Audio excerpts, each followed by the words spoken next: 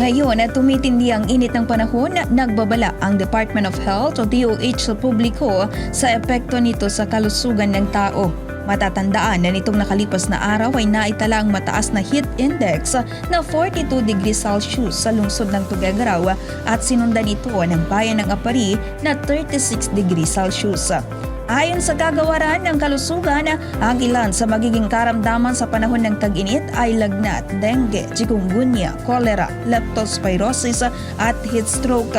Narito naman ang payo ng kagawaran sa publiko upang maiwasan ang mga sakit dahil sa init ng panahon.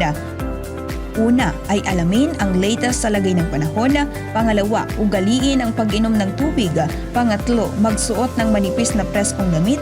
Pang-apat, maglagay ng sunscreen na may SPF 50 pataas. Panglima, kumain ng masustansyang pagkain, uminom ng bitamina at ang pang-anim ay ugaliing mag-ehersisyo. Mainam rin umanong maging listo ang bawat isa at maalam kung makaiwas sa mga sakit na maaring maidulot ng mainit na panahon.